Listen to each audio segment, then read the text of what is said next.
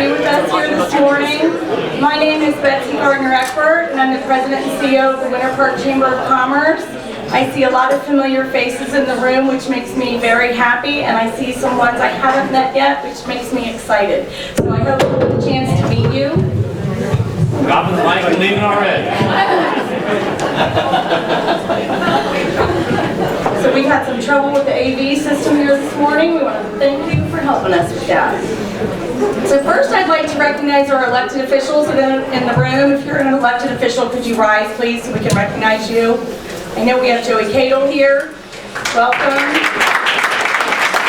We have Commissioner Pete Weldon here in the back. And we have Commissioner Seidel here. I'd also like to recognize our current and past board members. If you're a current or past board member, could you rise, please, so we can recognize you? Thank you so much for your service.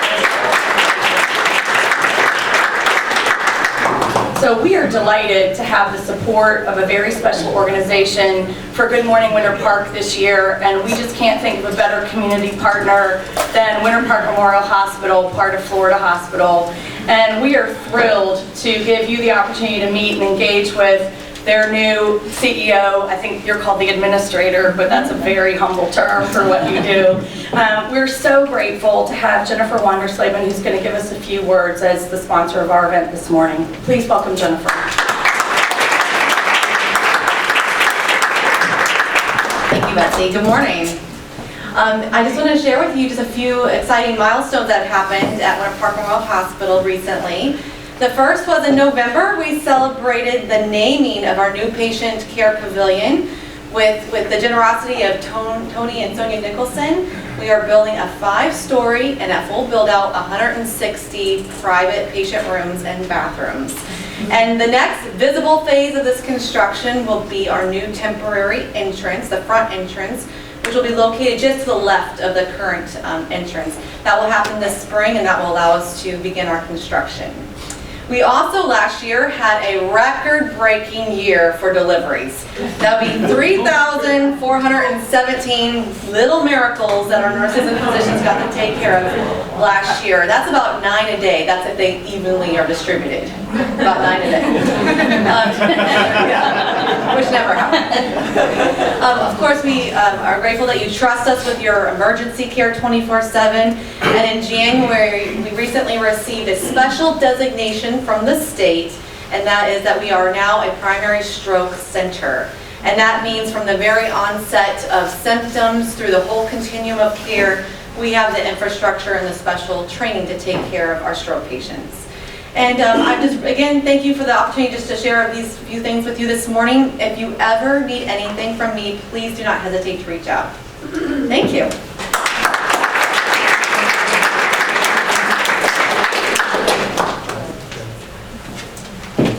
So I'd also like to recognize some of our other sponsors this morning: the Winter Park Maitland Observer, Costco, Barney's Coffee Kitchen, and of course Florida Hospital. So I'd like to introduce our moderator and our timekeeper this morning. Our timekeeper is someone who's joined our organization as a volunteer earlier in January, and she's an extraordinary woman. Her name is Jacqueline Roberts. She is a full-time student and a full-time worker, and will be our weekend receptionist starting soon. So we're really excited. Could you stand up so everyone can see? She's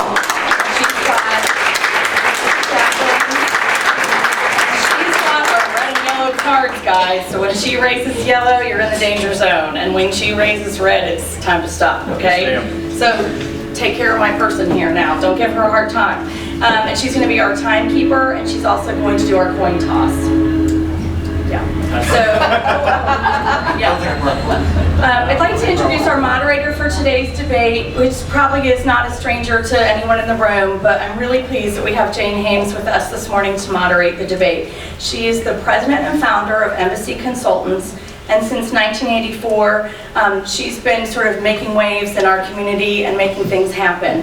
So Embassy was founded in 1984, but she was a member of the chamber starting in 1976, and was the chair of the chamber in 1985, when I'm not sure they let girls do a whole bunch of stuff. So she's a role model for me in many ways, and not least in that way. So she also has worked on the Florida Citrus Sports, Capital One Bowl, Visit Orlando, Economic Development Advisory Board for the City of Winter Park, and on the board of the Gardens at Depew Nursing Center. She's the current chair of the Winter Park Institute at Rollins College, and I'm really impressed with this. Jane was the recipient of the Public Relations Professional of the Year in 2006 by the Florida Public Relations Association Orlando chapter. Would you please join me in welcoming Jane Hames to the stage to moderate our discussion?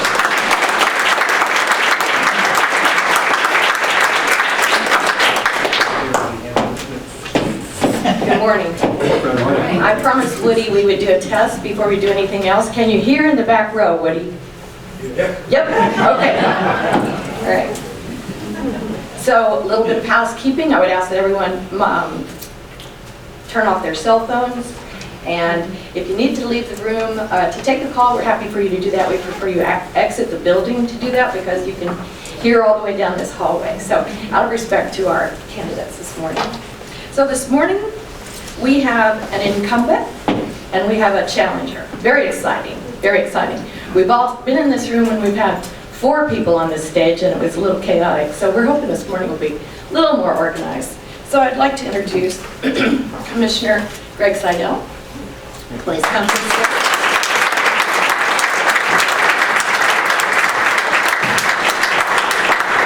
You want to do a quick mic check and make sure your mic is working?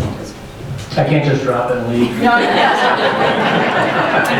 Can everyone hear me in the back? yeah, okay. Is it too loud? Because I get a little loud sometimes when I'm talking. Is that okay?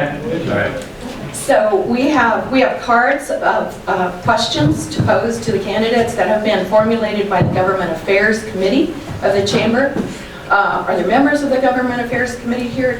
Oh, Jana, thank you very much for your hard work. And Julie, okay, thank you very much. So if you love the questions, those are the ladies. They're more than us. At this time, I'm going to ask Commissioner Seidel to give a brief introduction. We decided he probably knows his bio better than I do. So we'll give you a minute to do that, Greg. Great. Oh, wait, you're going to get dispensation with Greg. There you go. Good morning, everybody. I'd like to thank the Chamber for hosting this event. I'd like to thank y'all for being here this morning. It's been 2 years since I got elected to this commission. If you recall, 2 years ago, during the campaigns, development was a very contentious issue. Since I've been elected, I've used my skills to help bring the neighbors and the developers together. So we've had good, smart development within this town. The transportation has always been one of my key issues. We did initiate I was able to get a transportation advisory board initiated, and we're going to use that advisory board to work on our mobility plan and look to incorporate traffic technology. We also, with regards to the undergrounding, our plan wasn't going so well. We got new management in there. We got a new plan that's very fair and equitable for everybody, and I was glad to intervene and help make that happen. I've always supported public safety. We were able to have 2 police officers during my time on the commission. I'm very proud of that. And I want to keep Winter Park the great city it is. And I look forward to the continued growth of the city and the quality of the city. Thank you very much. Thank you. We will let you have a seat to address for just a minute. And we will now invite up our challenger, Mr. Wes Naylor.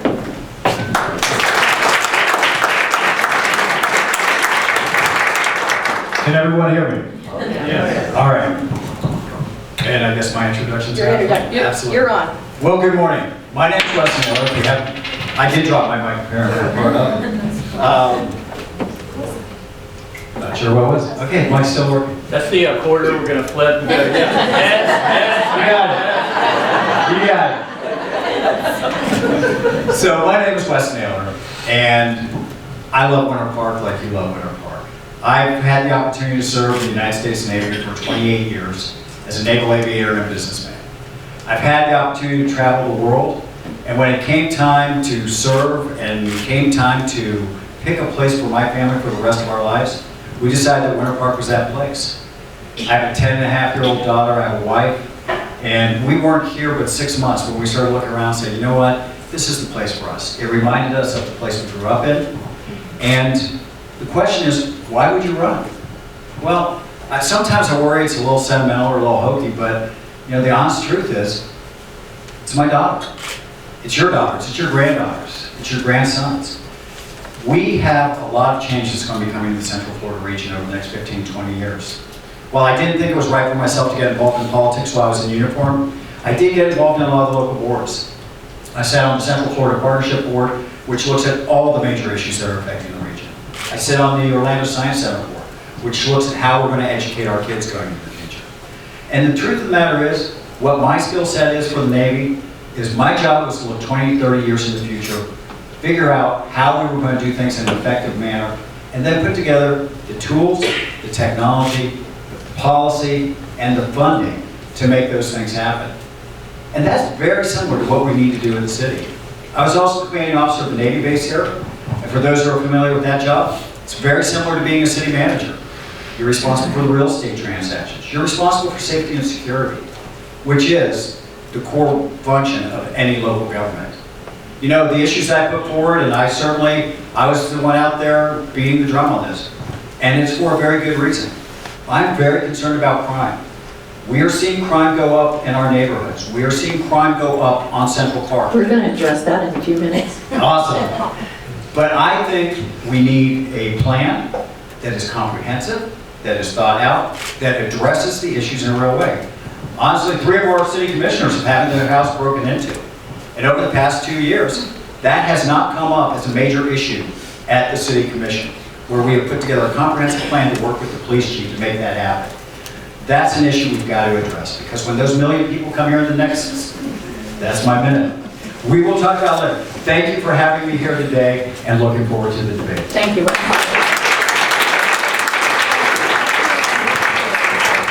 that our official coin? That was the coin. You were throwing money. Should we ask our official coin toss expert to toss the coin for the order? Which, that's Hill's. I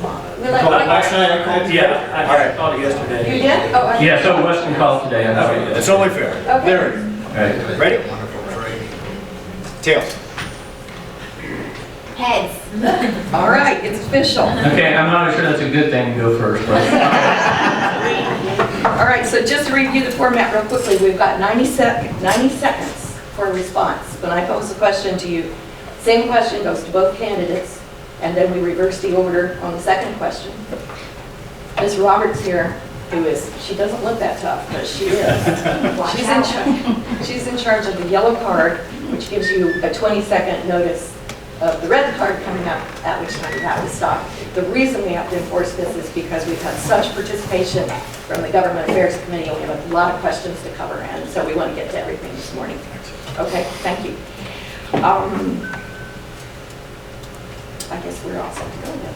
And Ann, I should introduce Ann over here in the corner. Ann Mooney's here to videotape the proceedings. Are you ready? You're rolling. You're on. Okay. First question, which I think is appropriately titled Leadership. If given the opportunity for a 3-year term, what is your primary goal, and how do you propose to enhance the overall Winter Park experience for residents and guests? You can stay seated, Greg, just to keep you. okay. Given the 3-year term, what is the, can you just repeat the question? If given the opportunity for a 3-year term, what is your primary goal, and how do you propose to enhance the overall Winter Park experience for residents and guests? Yeah. My primary goal has always been to lead by example and help the city lead by example. And we have a great quality of life here. We have great character within the city, and it's to maintain the things that the city of Winter Park already has, while incorporating the changes that are coming as happen in any young community, and make sure that we are the leader in Central Florida. We're leading by example. We're doing things ahead of other folks. What's important to me, and a lot of if you just look around at how things happen in politics these days, it's leading by example. Well, for me, I tell the entire story. I tell the whole truth. I don't tell just one side. I don't get one side too excited about something or too excited about the other. And so the making sure, as we move forward, that we show people that this is how it can be done. We can all live as neighbors. We can all live together, and we can make things happen for everybody. And so that's what I look to do in the city, is do my best to help make good things happen for everybody in the city. Thank you. Thank you. Wes, would you like me to repeat the question? No, I agree with that. I think the essence of leadership is the ability to build coalitions and produce results. That's really what it is. Unfortunately, too many times, I think we see deep divides. And I have a history of leadership where I bring disparate groups together. We find a common solution, figure out how to do that and implement it appropriately, and then make sure that we deliver on it. I think that is the role, especially in a city commission form of government, that we have a tremendous city staff. And we need to, as a city commission, establish a vision for them, resource that vision, and then do the quality assurance checks to make sure that vision is being executed for the citizens of Winter Park. That is the role of leadership in a city commission type position. Now, what do we need to do to make sure? I go back to what the core thing is. At the local level, safety and security is absolutely the primary role of city government. We need to engage. We have a wonderful opportunity. We have a new police chief that we sat down with, and I've talked to a number of merchants on Park Avenue. I've talked to a lot of moms. I've talked to a lot of dads in the neighborhoods. And at the core of making Winter Park what it is the confidence that we are safe here, that our children are safe here, and that our businesses feel confident that they are safe here. So it's a matter of bringing people together, tackling those problems, and doing it in a way that preserves the uniqueness of Winter Park. It's a special place. Obviously, we all want a great Winter Park where we feel safe and secure. Thank you. Second question, Wes, to you first. On taxes, there was an 8% increase in revenue to the city of Winter Park last year due to rising property values. In your opinion, is that increase too much or just about right? And do you believe taxes should be raised to fund additional capital needs? Thank you for the question. And I believe that obviously an 8% increase is giving the funds to the city that are sufficient to execute what we've got on budget right now. I don't believe that we should be raising our taxes. Absolutely not. The increase in the property values, the things that we've done as a city to ensure those property values continue to increase, are bringing net revenues increasing every year to the city. Now, my opponent has proposed raising taxes the last 2 years, 0.5 of a mill and then a full mill last year. I'm not sure exactly what those were for. It was not spelled out. I went and I reviewed the city minutes on it. There wasn't a specific reason for it. Now, we need resources to be balanced with the city's budget. The city's budget is very strong. It's meeting all of our obligations. And I don't see any need to go up a mill rate or any percentage above 8%. That's a tremendous amount of money coming into the city. If anything, we need to take a look if our reserve funds are stabilized after the investments that we've been making over the last couple of years. It's the people's money. I'm very conservative fiscally. I think people should be keeping as much of their money as they can, as long as we are meeting the needs of the city. Thank you. Greg, do you need me to repeat the question? Yes, please. Okay. There was an 8% increase in revenue to the city of Winter Park last year due to rising property values. Is that increase too much in a short period of time or just about right? And do you believe taxes should be raised to fund additional capital needs? Okay, when we talk about the millage rate, this is one of the, I remember Paul Harvey and the rest of the story. So the rest of the story was, I proposed evaluating an increase in the millage rate because we needed additional safety officers for the city that were requested by the chief. And there wasn't, and we had to discuss funding. This was 2 years ago, Commissioner Walden, I see your face out there. That, that whole campaign that I was asked, would we approve 4 additional officers? Well, funding was the issue. So when you talk about security and safety, I proposed evaluating it. The second side of that story is, I said I would be happy if when we're done evaluating the budget and the things in it, if we can lower the millage rate. We have an 8% increase that she's talking about. Can we lower the millage rate and still achieve what we want to achieve in the city? If we can, I'd be the first person to line up to lower the millage rate. So when I talk about, in my profession, we look for solutions. We don't look for conflict. And so I'm looking for solutions with our taxes that we're making sure the residents get what they want. So and we also have, it takes several years for that increase to come into play. Just point out real quick, my father lived in Palm Coast and he's lived there for years. They cut the taxes in half in Palm Coast when the property values went up because the new people were paying too much in taxes and their revenue was there for the city. So I would be happy to lower the taxes now if we can still achieve the things we want to achieve within our city. Thank you. Okay, Greg? On the subject of the CRA, there are excess funds in the CRA this year due to redevelopment within that district. What do you feel is the most pressing need in the CRA area that could be addressed with these funds? Well, at the CRA meeting, I asked if had the CRA completed the mission they were set out to do, and the CRA did indicate that they were in really good shape. So what we're looking at is what can we do with the additional funding that we have there. Transportation improvements are always one of the things that I look for. Parking, do we build a parking garage somewhere? We have several areas. We're doing the Denning project. We're doing other street safety improvements. There's been talk about what we can do with the library. What I tell people, and the city manager often comes to me with ideas and concepts, I say, look, I'm happy to look at everything that comes to us, evaluate it, and decide if it's in the best interest of the city. So looking at those additional funds, we had our first meeting, we looked to prioritize these things. For me, our city is heading towards gridlock if we don't start managing our traffic and putting plans in place now. So if we get plans in place now, and the trains start running every 5 to 10 minutes, we're still going to be a good place to live. And can we use some of those funds to help assist with that? So with the things that I look to do, also the undergrounding. Is there an area we can underground that is not currently covered by our undergrounding plan? So for example, if there's some Duke lines that are running through, waiting to get the answer back, that we could use that money to help improve the aesthetics within that area. Thank you. As Greg said earlier, telling the full story, I think, is important to tell it accurately. And, the truth of the matter is that there is no record with Greg that he would be looking at lowering taxes. There's only a record that he would be raising taxes. That's what the record is. He proposed them, it was voted on, it was voted down. There's nothing in the record to say that he would look to lower them. On the CRA, again, my question was, can these funds go to public safety? It's a matter of prioritization.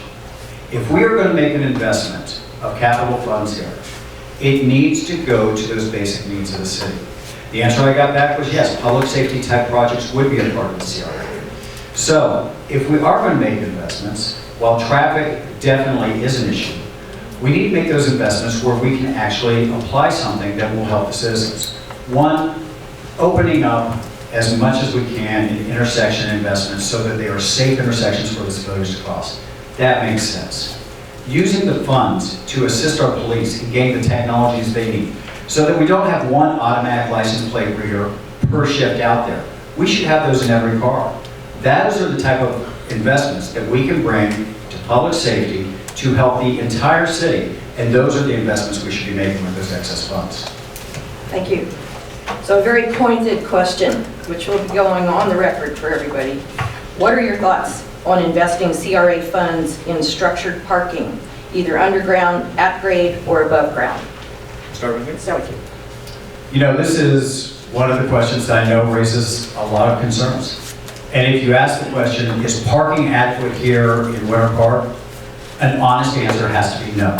If you come down here and try to eat lunch down here, try to eat dinner down here, coming down for an event, we have a parking issue, without a doubt.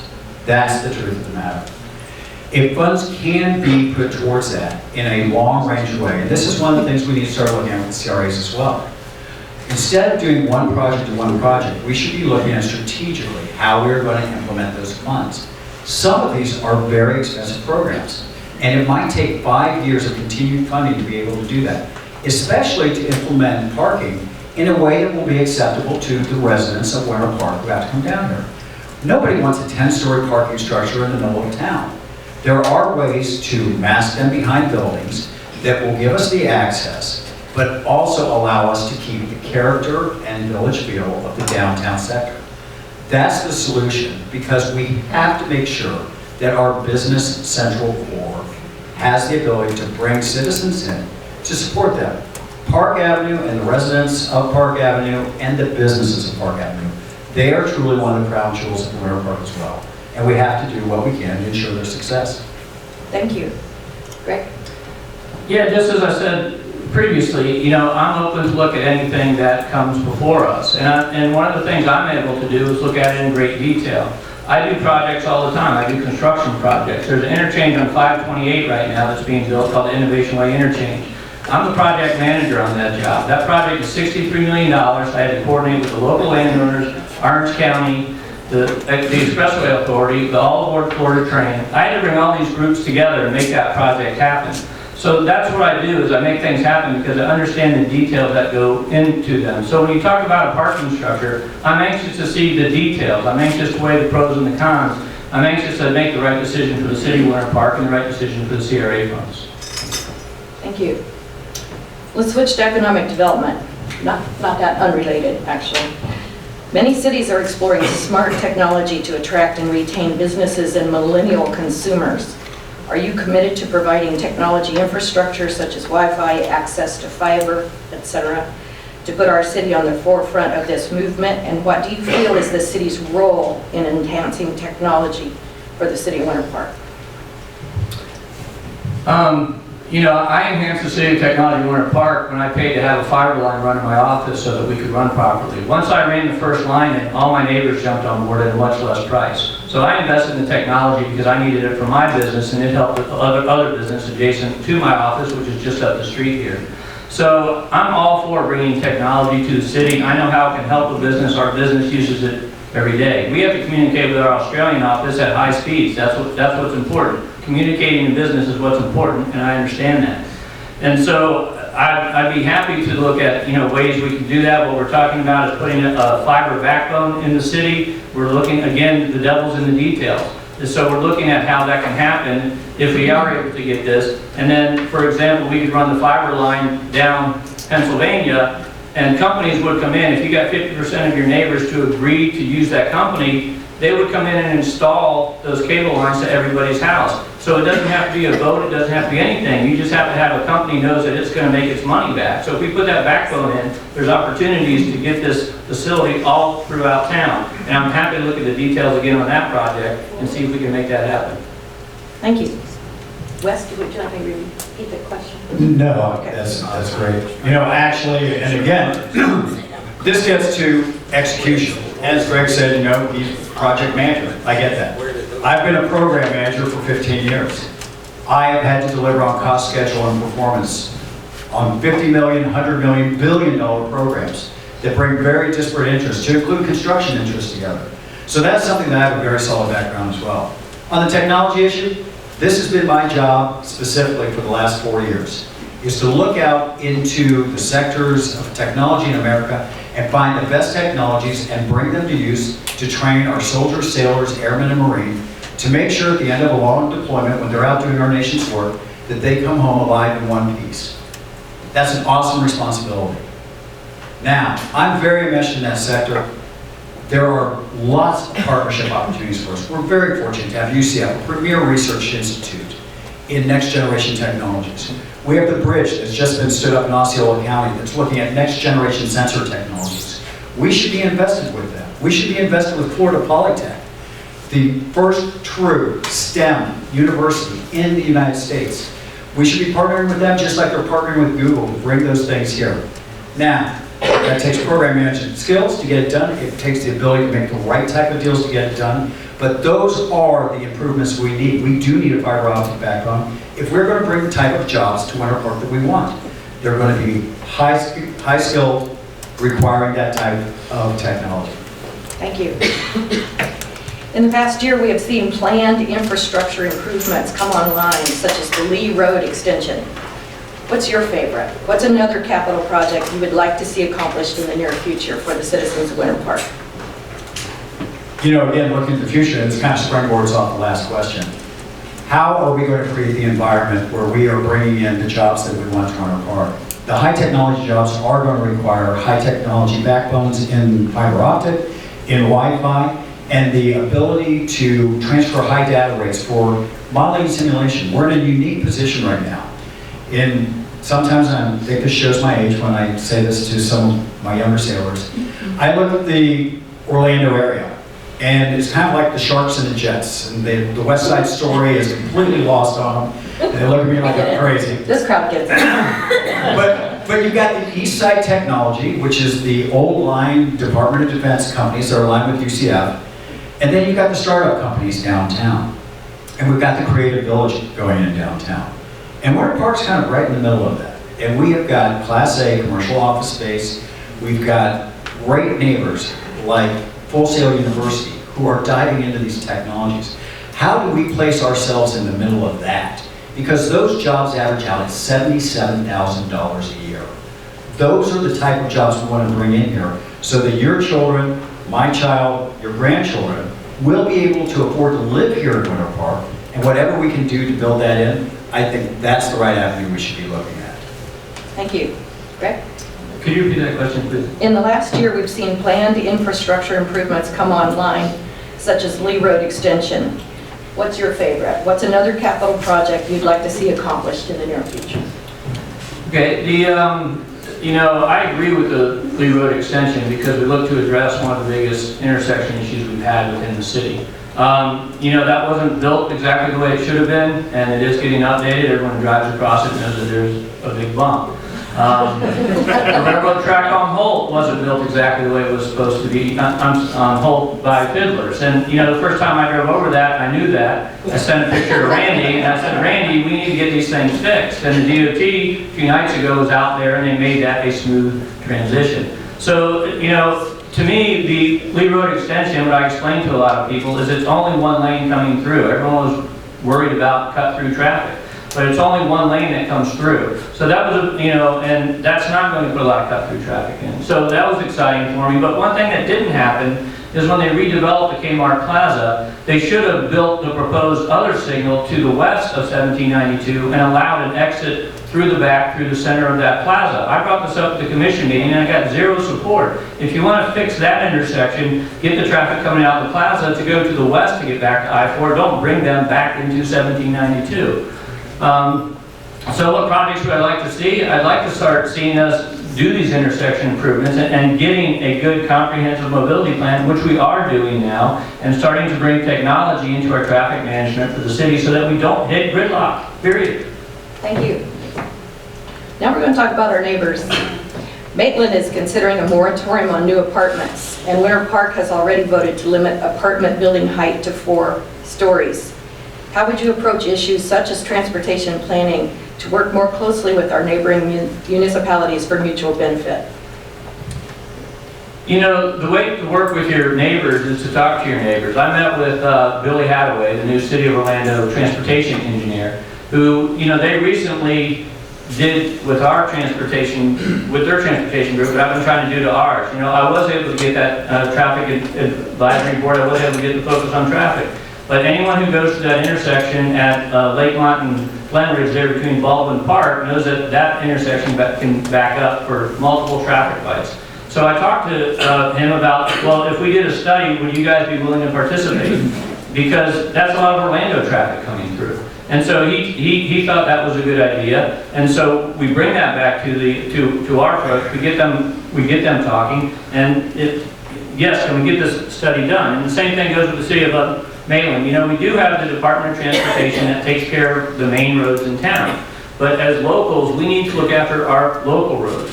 I was able to meet with the secretary when I first got elected and get her to agree that if we came up with $250,000, she would match those funds for a pilot project to address local road issues. It's easy to bring in money for a $5 billion industry to get something done, but when you're worrying about just the local community issues, it's hard to get money. But she understood that I know what I'm doing with these things, and we can get this up and running, but I didn't get the staff support, and I didn't get the commission support to do the matching funds.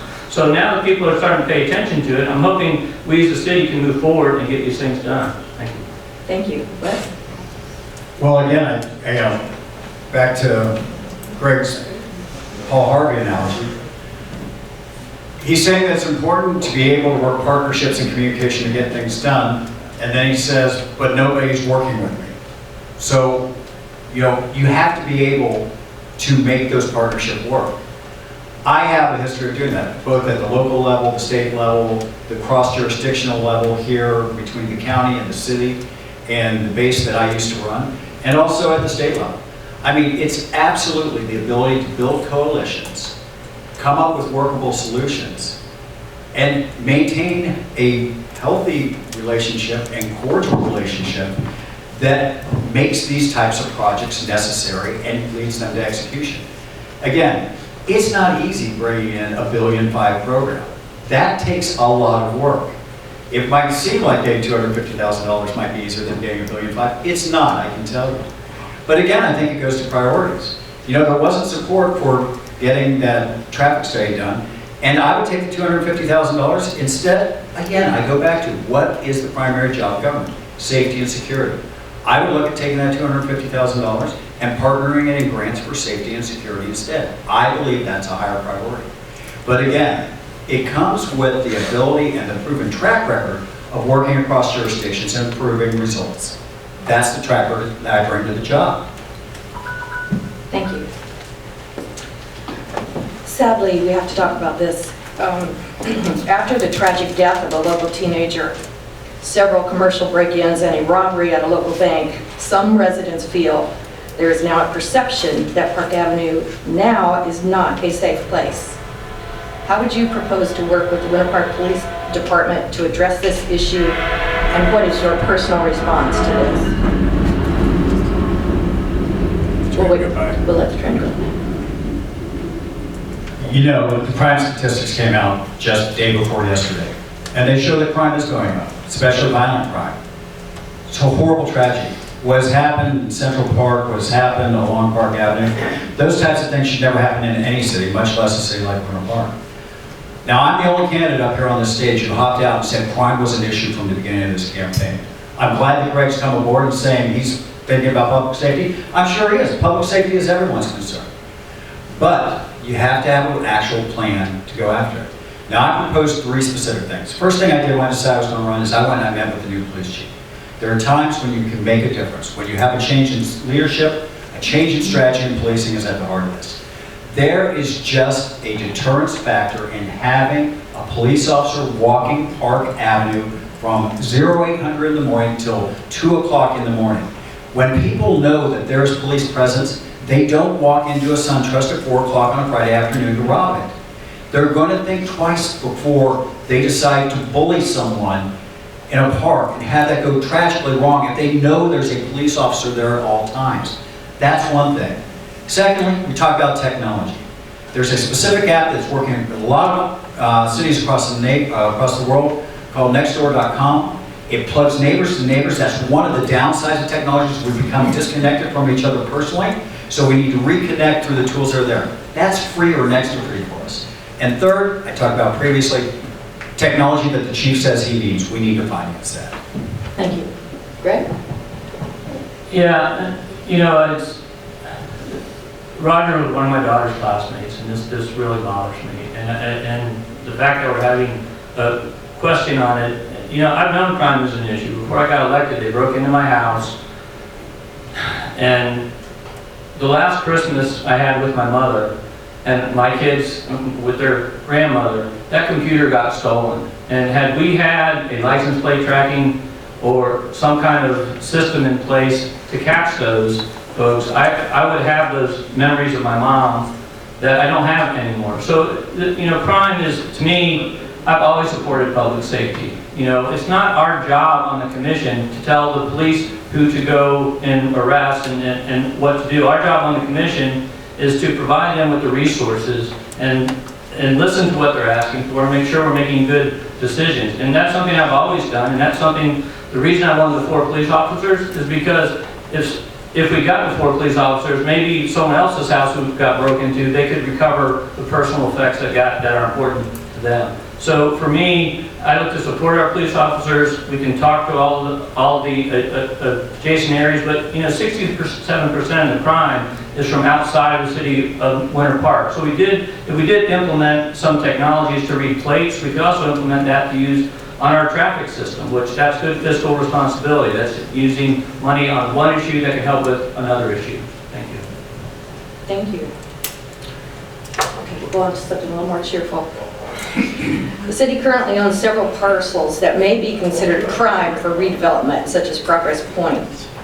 What would be your approach to creating the highest and best use of these assets?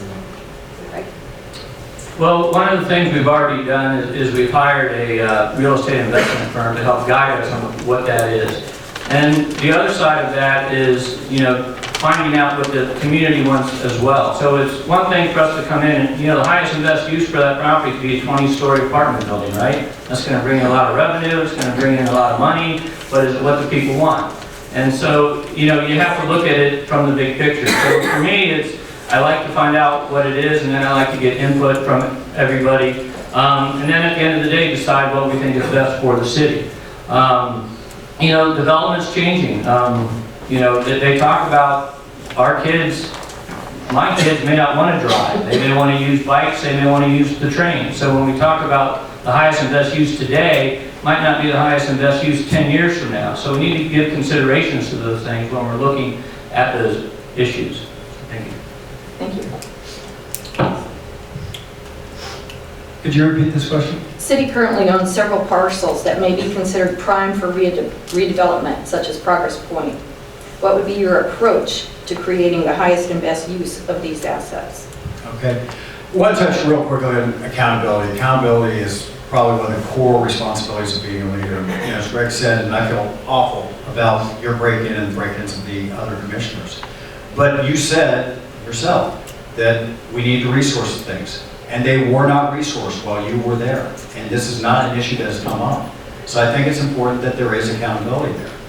For the future development of lands that are up for disposal, I think exactly what we're talking about. It's about bringing the entire community together, because a 20-story apartment building obviously is not the right thing on any of those. Nobody wants that in the city core. Preserving what's unique about Winter Park is about working with everybody here, developers, real estate, bankers, business people, and residents from all over the city to decide what the right thing is.